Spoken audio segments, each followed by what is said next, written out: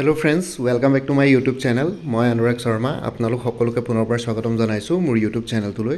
আজি মই আপোনালোকৰ সন্মুখত এটা নতুন ভিডিঅ'লৈ উপস্থিত হৈছোঁ আৰু আজিৰ ভিডিঅ'টোত মই আপোনালোকৰ সৈতে শ্বেয়াৰ কৰিম, ডিছকাছ কৰিম। পোনপ্ৰথমে শ্বেয়াৰ কৰিম, ডিছকাছ কৰিম যে APSCৰ কম্বাইণ্ড কম্পিটিটিভ এক্সামিনেশ্যন 2023 আৰু 24ৰ কাট অফ মাৰ্কছৰ ডিফাৰেঞ্চ ইমান বেছি কিয় হ'ল, সেইটোৰ ৰিজনছখিনি অকণমান এনালাইচিছ কৰিবলৈ চেষ্টা কৰিম মই মোৰ ফালৰ পৰা।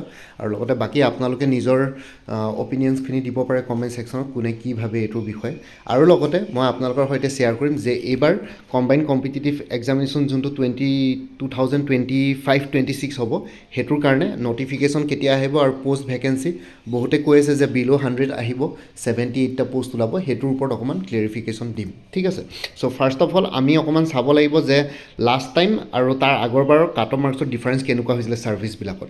চ' এতিয়া যদি চাই কম্বাইণ্ড কম্পিটিটিভ এক্সামিনেশ্যন 2023, এইটো ফাইনেল কাট off marks mains plus interview, mains written plus mains interview. ঠিক আছে, ৰিটেন প্লাছ ইণ্টাৰভিউ মিলাই পেলাই যোনটো ছাৰ্ভিচ কেডাৰৰ কাৰণে যোনখিনি কাট অফ মাৰ্কছ থাকে, different service post wise cut off marks, সেইখিনি হৈ গ'ল। আগতে Assam civil service 2023 Assam civil ছাৰ্ভিচৰ অ'পেন কেটেগৰী কাট অফ আছিলে 804। ঠিক আছে, আৰু যদি তাৰ কম্পেৰিজনত এইবাৰ যদি চাওঁ কাট অফ, তেতিয়াহ'লে আপোনালোকে দেখিব 873। চ' ইয়াতে কাট অফ মাৰ্কছৰ বহুতখিনি ডিফাৰেঞ্চ আহিছে। আৰু আগতে আপোনালোকে যদি জেনেৰেল আৰু অন্য কেটেগৰীবিলাকৰ কাট অফ মাৰ্কছৰ ডিফাৰেঞ্চ চাই, বহুত ডিফাৰেঞ্চ আছিলে। যদি আমি চাওঁ অ'পেন কেটেগৰী 804, OBC MOBCৰ 766 আছিলে। ঠিক আছে, কিন্তু এইবাৰ কাট অফ মাৰ্কছৰ ডিফাৰেঞ্চ বহুত বেছি নাই অ'পেন কেটেগৰী আৰু OBC MOBCৰ মাজত।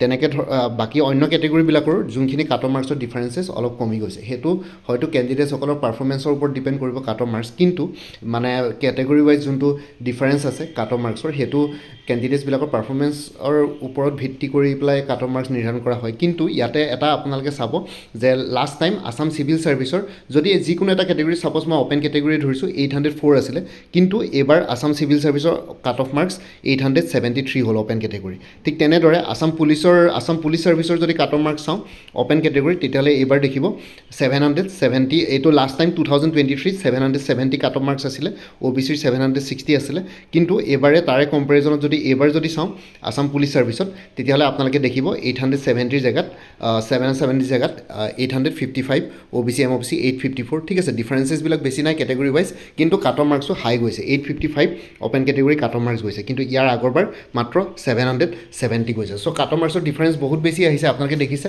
70-80 মাৰ্কছৰ ইয়াতে ডিফাৰেঞ্চেছ দেখা পোৱা গৈছে। তাৰ ৰিজনটো এইটোৱে হ'ব লাগে, কাৰণ আপোনালোকে চাব আগৰবাৰ যেতিয়া মেইনছৰ পৰীক্ষাৰ আপোনালোকে যোনখিনি GS পেপাৰ্ছ আছিলে, এনেই জেনেৰেলি মেইনছৰ এছে পেপাৰখন আৰু এথিক্স পেপাৰত মাৰ্কছ উঠাবলৈ বেছি ভাল। এছে আৰু এথিক্সত আপোনালোকে এভাৰেজলি আগৰ পৰাই অলপ মাৰ্কছ বেছিকৈ উঠে সেই দুখন পেপাৰতে। এতিয়া এছে পেপাৰবিলাকত আপোনালোকে যদি ছাপ'জ আপোনালোকে নিজৰ যোনটো লেংগুৱেজত আপোনালোকে নিজৰ যোনটো মিডিয়ামত আপোনালোকে বেছি ফেমিলিয়াৰ আৰু বেছি কমফৰ্টেবল, সেইটো মিডিয়ামে চুজ কৰিব। কাৰণ এছে লিখাৰ ক্ষেত্ৰত এছে আপোনালোকে কোনো কিতাপ ফ'ল' কৰি বা কোনো আৰ্টিকেল ফ'ল' কৰি পেলাই একো নাপায়, কিন্তু আপোনালোকে আৰ্টিকেলছবিলাক পঢ়িলে বা অন্য যিমানখিনি এছে এভেইলেবল আছে চ'ৰ্চেছত, সেই এছেখিনি পঢ়িলে মানে আপোনালোকে এটা নিৰ্দিষ্ট এটা নিয়ম গম পায়। UPSC বা APSCত চিভিল ছাৰ্ভিচেছ এক্সামিনেশ্যনৰ এছে লিখাৰ যোনটো পদ্ধতি, যোনটো ষ্টেপ বাই ষ্টেপ, সেই গোটেইখিনি বস্তু গম পায়। ঠিক আছে, কেনেকুৱা ধৰণৰকৈ কেনেকৈ বস্তুখিনি প্ৰিপেৰেশ্যন কৰিব লাগে বা কেনেকৈ লিখিব লাগে। কিন্তু তাৰ বাহিৰেও আপোনালোকে বাকী অন্য এছে পঢ়ি পেলাই লাভ নাই, আৰু এছে আপোনালোকে কেতিয়াও কমন নাপায়, 100% কমন নাপায়। কিন্তু টপিক ৱাইজ যেতিয়া GS পেপাৰবিলাক আপোনালোকে পঢ়ি যায়, তেতিয়া এছেবিলাক তাৰ পৰাই GS টপিকছবিলাক, যেতিয়া GS পেপাৰৰ কাৰণে যোনখিনি ছাবজেক্টছ আপোনালোকে পঢ়ে, সেইখিনিৰ পৰাই আপোনালোকে এছে এখন লিখি উলিয়াব পাৰে। খালি যোনটো লেংগুৱেজতে লিখিব, অসমীয়াই হওক বা ইংলিছে হওক, সেইখিনি বস্তু ক্লিয়াৰ হ'ব লাগিব, টু দি পইণ্ট হ'ব লাগিব, আৰু যাতে এছেৰ যোনটো ছিকুৱেঞ্চ আছে, ঠিক আছে, সেই গোটেইখিনি বস্তু আপোনালোকে যাতে ভালকৈ মেইনটেইন কৰিব পাৰে, সেইটোৰ ওপৰত ডিপেণ্ড কৰিব। আৰু গ্ৰামেটিকেল মিষ্টেক যিমান পাৰে মিনিমাম হ'ব লাগিব, মিনিমাল গ্ৰামেটিকেল মিষ্টেক কৰিব লাগিব, যিমান পাৰে সিমান ভাল টু দি পইণ্ট লিখিব লাগিব। ছাপ'জ এটা টপিক দিলে, ঠিক আছে, কি বুলি কয়, আৰ্বানাইজেশ্যনৰ ওপৰত। চ' আৰ্বানাইজেশ্যনৰ ওপৰত আপোনালোকে ইন্ট্ৰডাকশ্যন দিব, বডি দিব, তাৰপিছত কনক্লুজন দিব, তাৰে প্ৰ'জ এণ্ড কনছ উলিয়াব, গভৰ্ণমেণ্টৰ স্কিমছবিলাক তাতে ভৰাব। ঠিক আছে, বাকী ইণ্টাৰনেশ্যনেলি কেনেকুৱা ধৰণৰ কি আৰ্বানাইজেশ্যনৰ ওপৰত কিবা ধৰণৰ তেনেকুৱা কিবা ইনিচিয়েটিভ আছে নেকি, সেইবিলাক মেনশ্যন কৰিব। চ' যোনে যিমান তেনেকুৱা ধৰণৰকৈ মেনশ্যন কৰিব পাৰে, তেওঁৱে এছেখনত বেছি মাৰ্কছ স্ক'ৰ কৰিব পাৰে।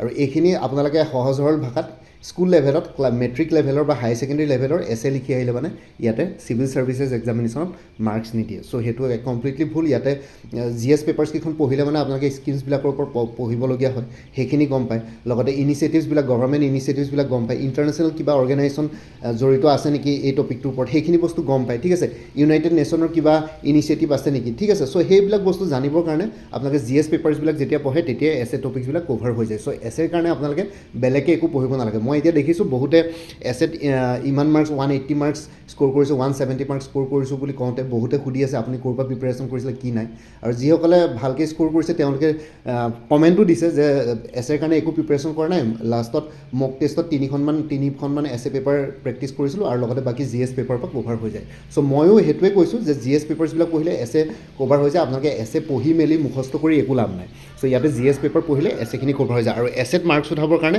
এইটো কাৰণে ভাল আপোনালোকে যদি ভালকৈ যদি লিখিব পাৰে 2 পইণ্ট এছেত মাৰ্কছ উঠে আৰু এভাৰেজলি এইবাৰ এছেত মাৰ্কছ ভালেই উঠিছে কিন্তু আগতে এবাৰ দুবাৰমান এছে পেপাৰত যোৱাবাৰ নহয় তাৰ আগৰবাৰ CC 2020 আই থিংক 3ত এছেৰ এক্সেপশ্যনলি বহুত মাৰ্কছ পাইছিলে 250ৰ ভিতৰত 245 248 পোৱা কেণ্ডিডেটছো দেখিছোঁ কিন্তু এইবাৰ তেনেকুৱা নহয় এইবাৰ অকণমান হ'লেও সেইখিনি বস্তু অকণমান চেঞ্জেছ আহিছে ইমান বেছি মাৰ্ক এক্সেপশ্যনলি হাই মাৰ্কছ স্ক'ৰ কৰা নাই এভাৰেজলি 150 160 170 180 200 মানলৈকে তেনেকুৱা ধৰণৰকৈ গৈছে কিছুমানে হয়তো দুই এজন এক্সেপশ্যনলি হাই মাৰ্কছ থাকিব পাৰে 200 প্লাছ কিন্তু সেই আগৰ নিচিনা আউট অফ 250 245 248 মাৰ্কছ ইয়াতে দিয়া নাই কিন্তু এইবাৰ কাট অফ মাৰ্কছ হাই হোৱাৰ এটা ৰিজন এইটোৱে হ'ল যে এইবাৰ GS পেপাৰ্ছবিলাকত এভাৰেজলি ভাল মাৰ্কছ এক্সামিনাৰখিনিয়ে দিছে ঠিক আছে GS পেপাৰত আগতে জেনেৰেলি যদি এখন ভাল GS পেপাৰ 250ৰ ভিতৰত 80ৰ পৰা 120 ৰেঞ্জত মেক্সিমামৰ কেণ্ডিডেটছৰ মাৰ্কছ থাকে সেই 190 প্লাছ মাৰ্কছ পালে মানে আপোনালোকে নেক্সট কি বুলি কয় ইণ্টাৰভিউ ষ্টেজলৈ চিলেক্ট হৈ যায় কাৰণ মেইনছৰ কাট অফ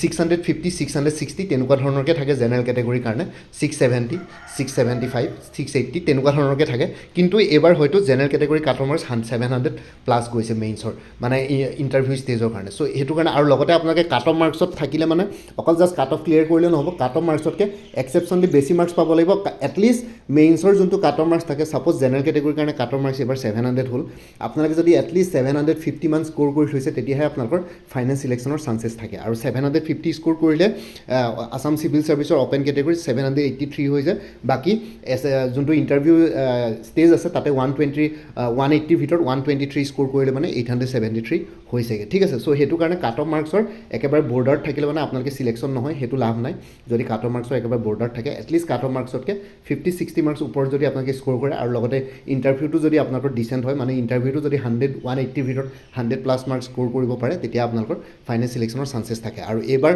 গেম চেঞ্জিং পেপাৰ্ছকেইখন হৈ গ'ল GS পেপাৰকেইখন GS পেপাৰকেইখনত আগতে জেনেৰেলি 80ৰ পৰা 120ৰ ভিতৰত মেক্সিমামক মাৰ্কছ দিয়ে কিন্তু এইবাৰ তাতকৈ বেয়ন গৈছে মাৰ্কছ তাতকৈ GS পেপাৰবিলাকত 160 170 মাৰ্কছলৈকেও পাইছেগৈ ঠিক আছে GS পেপাৰকেইখনে এভাৰেজলি চবকে ভাল মাৰ্কছে দিছে কোনোবাই লিখিব পৰা নাই তেওঁলোকে বিল' 100 মাৰ্কছ স্ক'ৰ কৰিছে কিন্তু যিসকলে ভালকৈ লিখি আহিছে 100 প্লাছ মাৰ্কছে স্ক'ৰ কৰিছে 120 130 তেনেকুৱা ধৰণৰকৈ স্ক'ৰ কৰি পেলাই লাষ্টত ফাইনেল কি বুলি কয় মেৰিট লিষ্টত নাম আহিছে এইবাৰ GS পেপাৰকেইখনত তেওঁলোকে ভাল এক্সামিনাৰে ভাল স্ক'ৰ দিছে হয়তো কিছুমান ইণ্টাৰনেলি ৰুলছ চেঞ্জ কৰিব পাৰে GS পেপাৰছকেইখনৰ ষ্টেপ মাৰ্কিং অলপ বেছি এইবাৰ আজিকালি অলপ বেছি লিবাৰেল ষ্টেপ মাৰ্কিং কৰিলে অলপ বেছি ভাল কৰিলে চ' সেইটো কাৰণে তেনেকুৱা ধৰণৰ কিবা কিবি চেঞ্জেছ আহি থাকে আগতে এছে পেপাৰবিলাকত বেছি মাৰ্কছ দিছিলে এথিক্সত বেছি মাৰ্কছ দিছিলে কিন্তু এইবাৰ বাকী GSৰ যোনকেইখন পেপাৰ আছে সেইকেইখনটো ভাল মাৰ্কছ চবকে দিছে ঠিক আছে অকণমান ধৰক ষ্টেপ মাৰ্কিং বেছি ভালকৈ দিছে আগতে ধৰক এভাৰেজ এখন GS পেপাৰত এভাৰেজ এটা 15 মাৰ্কছৰ কুৱেশ্যনত ধৰক এভাৰেজ এটা এনচাৰ লিখিলে মানে হাইটো 15ৰ ভিতৰত 7-8 দি থয় এইবাৰ কিন্তু এভাৰেজ এনচাৰ লিখাটো হয়তো 9-10 মাৰ্কছ দিছে আৰু যদি কোনোবাই যদি ভাল এনচাৰ লিখিছে তেনেহ'লে 15ৰ ভিতৰত 12ও কোনোবাই পাইছে তেনেকুৱা ধৰণৰ কথা কিন্তু আগতে যদি একেবাৰে বেয়া লিখিছিলে তেতিয়া হয়তো 2 নম্বৰ 3 নম্বৰ দি থৈ দিয়ে 15ৰ ভিতৰত কিন্তু কোনোবাই যদি এইবাৰ হয়তো কোনোবাই যদি বেয়া লিখিছে তেতিয়াহ'লে তেওঁকো হ'লেও 5-6 মাৰ্কছ দিছে চ' সেইটো কাৰণে অ'ভাৰঅল GS পেপাৰ্ছবিলাকৰ মাৰ্কছখিনি অকণমান ইনক্ৰিজ হৈছে সেইটো কাৰণে কাট অফ মাৰ্কছো এইবাৰ ইনক্ৰিজ হৈছে সেইটোৱে ৰিজন হয় কাট অফ মাৰ্কছ ইনক্ৰিজ হোৱা বাকী অন্য কি বুলি কয় এছে পেপাৰকেইখনটো এইবাৰ ভাল মাৰ্কছে আহিছে এভাৰেজলি মানে আগৰ নিচিনা এক্সেপশ্যনলি হাই অহা নাই 240 248 243 245 তেনেকুৱা কিন্তু চবেই যিসকল ফাইনেল চিলেকশ্যন পাইছে তেওঁলোকে 150 প্লাছ মাৰ্কছ স্ক'ৰ কৰিব পাৰিছে এছে পেপাৰকেইখনত ঠিক আছে যোনে ভালকৈ লিখিছে চ' সেইটোৱে হৈ গ'ল ৰিজন এইবাৰ কাট অফ মাৰ্কছৰ বাকী এইবাৰৰ যোনটো ডিলেমা আপোনালোকৰ কি বুলি কয় সোমাই আছে মনত যে কম্বাইন কম্পিটিটিভ এক্সামিনেশ্যনৰ এডভাৰ্টাইজমেণ্ট কেতিয়া আহিব, ভেকেঞ্চি ইমান কমৰ নিউজ পাই আছোঁ, ঠিক আছে।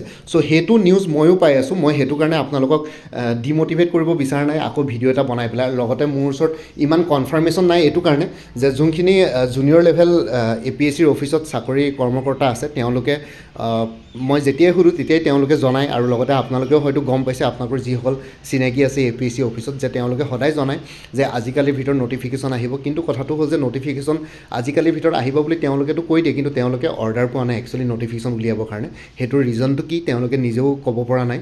যেতিয়াই সুধোঁ তেতিয়াই কয় যে আজিকালিৰ ভিতৰত আহিব, আজিও ওলাই যাব পাৰে। চ' তেনেকুৱা ধৰণৰ কথা কৈ আছে, সেইকাৰণে মই কনফাৰ্ম হোৱা নাই কাৰণে মই নটিফিকেশ্যন বনোৱা নাই, ভিডিঅ' বনোৱা নাই। কিন্তু নটিফিকেশ্যন আপোনালোকৰ এতিয়াতো মডেল কোড অফ কণ্ডাক্টো লাগি আছে, নটিফিকেশ্যন উলিয়াব পাৰে নাই সেইটো নাজানো। APSC এটা ইণ্ডিপেণ্ডেণ্ট বডি হ'লেও কেতিয়াবা নটিফিকেশ্যন উলিয়াই কেতিয়াবা নুলিয়াই, চ' সেইটো কাৰণে ক'ব পৰা নাই। আৰু এইটো বছৰত আপোনালোকে যদি ভালকৈ মন কৰিছে APSC এটাও এডভাৰ্টাইজমেণ্ট উলিওৱা নাই, ঠিক আছে। এই বছৰটো মাৰ্চ মাহটো কমপ্লিট হ'ব হ'ল, এতিয়া আজিতো 22 তাৰিখ, কিন্তু আজিৰ এই 3 মাহত APSC এটাও নতুন এডভাৰ্টাইজমেণ্ট উলিওৱা নাই। লাষ্ট ইয়েৰত 2025ত 35টা এডভাৰ্টাইজমেণ্ট উলিয়াইছিলে, কিন্তু এইটো বছৰত APSC এটাও এডভাৰ্টাইজমেণ্ট এতিয়ালৈকে ৰিলিজ কৰা নাই বা পাব্লিছ কৰা নাই। চ' সেইটো কাৰণে আমি চাব লাগিব, এতিয়া ইলেকশ্যনৰ কাৰণে হয়তো লেট হ'ব পাৰে।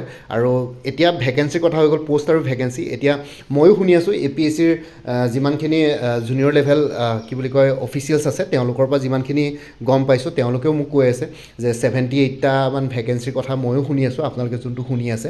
কিন্তু কথাটো হ'ল যে এতিয়া সেইটোৰ ওপৰতো মই কনফাৰ্মেশ্যন দিব নোৱাৰোঁ, কাৰণ তেওঁলোকৰ কথাবিলাক এতিয়া ডাইৰেক্টলি মই বিশ্বাস কৰিবলৈকো দিগদাৰ হৈছে, কাৰণ তেওঁলোকে নটিফিকেশ্যন আজি ওলাব কালি ওলাব কৈ পেলাই এতিয়ালৈকেতো উলিওৱা নাই। চ' হয়তো কাইলৈ ওলাব পাৰে সোমবাৰ, ঠিক আছে। চ' সেইটো চাব লাগিব আমি ওলাই নে নোলাই, মডেল কোড অফ কণ্ডাক্ট লাগি থাকোঁতে। আৰু লগতে ভেকেঞ্চি বিল' 100টোৰ কথাটো কৈ আছে, কিন্তু যদি কেনেবাকৈ মই আপোনালোকক এটা পচিবিলিটিৰ কথা কৈ আছোঁ, ঠিক আছে। যদি কেনেবাকৈ ইলেকশ্যনৰ পাছলৈ নটিফিকেশ্যন গুচি যায় তেতিয়াহ'লে হয়তো আৰু অলপ স্ক্ৰুটনি কৰি পেলাই পোষ্ট বঢ়াবলৈ চেষ্টা কৰিব, ঠিক আছে। কাৰণ 78টা পোষ্ট এই এনেকুৱা চিভিল ছাৰ্ভিচেছ এক্সামিনেশ্যনৰ কাৰণে ৰিলিজ কৰা মানে হয়তো এইটো অকণমান কেণ্ডিডেটসকলৰ কাৰণে ডিম'টিভেটিং ফেক্টৰ হ'ব পাৰে। চ' সেইটো গভৰ্ণমেণ্টেও গম পায়, ঠিক আছে। গভৰ্ণমেণ্টৰ বহুতখিনি ইয়াতে পলিটিকেল এজেণ্ডা সোমাই থাকে বা কিবা কিবি বহুতখিনি কথা সোমাই থাকে, আৰু গভৰ্ণমেণ্টৰ পলিটিকেল এজেণ্ডা সোমাই থাকিলেও আপোনালোকৰ কেণ্ডিডেটছখিনিৰতো লাভ হয় সমানে। পোষ্ট বেছি ওলালে আপোনালোকে চাকৰি বেছিকৈ পাব, ঠিক আছে। বেছিখিনি কেণ্ডিডেটছে সোমাব পাৰিব, নিজকে এংগেজ কৰিব পাৰিব গভৰ্ণমেণ্ট জবত, ঠিক আছে, ক্লাছ 1 ক্লাছ 2 অফিচাৰ হিচাপে। চ' সেইটো কাৰণে গভৰ্ণমেণ্টৰ পলিটিকেল এজেণ্ডা সোমাই থকাৰ বাহিৰেও কেণ্ডিডেটছসকলৰো ইয়াতে লাভৰ কথা আহি আছে। চ' সেইটো কাৰণে এতিয়া পোষ্ট যদি কেনেবাকৈ যদি কাইলৈ পৰহিলৈ নটিফিকেশ্যন উলিয়াই দিয়ে তেতিয়াহ'লে এতিয়া যেনেকৈ কৈ আছে তেওঁলোকে, কিন্তু মই একো কনফাৰ্মেশ্যন পোৱা নাই বা তেওঁলোকৰ কথাবিলাক অলপ বিশ্বাস কৰিবলৈ দিগদাৰ হৈছে, কাৰণ তেওঁলোকে সদায়ে মোক কয় যে আজি ওলাব কাইলৈ ওলাব। চ' এতিয়ালৈকে উলিওৱা নাই, আৰু পোষ্টৰ কথাও মোক কৈছে 100ৰ তলত আছে, 78ৰ কথা কৈ আছে মোক। চ' সেইটো কাৰণে মই ভাবিছোঁ যে কাইলৈ পৰহিলৈ যদি নটিফিকেশ্যন ওলাই হয়তো পোষ্ট কম ওলাব পাৰে, কিন্তু যদি ইলেকশ্যনৰ পাছলৈ যায়গৈ আৰু অলপ স্ক্ৰুটনি কৰি পেলাই পোষ্ট বঢ়াব পাৰে। কাৰণ আগৰবাৰ আপোনালোকে দেখিছে প্ৰথমতে এডভাৰ্টাইজমেণ্ট যোনটো ওলাইছে তাৰ পাছতো পোষ্ট তেনেকৈ বঢ়াইছে, ঠিক আছে। পোষ্ট তেনেকৈ বঢ়াই দিয়ে, কেতিয়াবা পোষ্ট এড কৰি দিয়ে। চ' সেই তেনেকুৱা ধৰণকে এড হ'ব পাৰে। চ' সেইটো কাৰণে হয়তো পোষ্ট এড কৰিবলগীয়া আছে, সেইটো কাৰণে হয়তো অলপ ৱেইট কৰি আছে। 78টা পোষ্ট উলিওৱাকৈ এটলিষ্ট 170 180 মান পোষ্ট ওলাব পাৰিলে মানে এটলিষ্ট কম্পিটিশ্যন দিবৰ কাৰণে ভাল হয়, পঢ়িবৰ কাৰণে প্ৰিপেৰেশ্যন কৰিবলৈ ভাল হয়। কিন্তু 78টা পোষ্টৰ কাৰণে প্ৰিপেৰেশ্যন কৰিব গ'লে আপোনালোকৰ হয়তো ডিম'টিভেটিং ফেক্টৰ হয়, চিলেক্ট হ'ম নে নহ'ম। কাৰণ এনেকুৱা ধৰণৰ এক্সামিনেশ্যনৰ আপোনালোকে দেখিছে মেইনছৰ পেপাৰ কেনেকুৱা ধৰণৰ আহে, 1500 মাৰ্কছৰ ভিতৰত আপোনালোকে দেখিছে বহুত। এতিয়াতো GS পেপাৰত আপোনালোকে 120+ স্ক'ৰ কৰিব লাগিব, তেতিয়া গৈ পেলাই আপোনালোকে ইণ্টাৰভিউ ষ্টেজ পাবগৈ। আৰু ইণ্টাৰভিউ ষ্টেজ পোৱা মানে এনেকুৱা নহয় যে আপোনালোকৰ ফাইনেল চিলেকশ্যন হ'ব।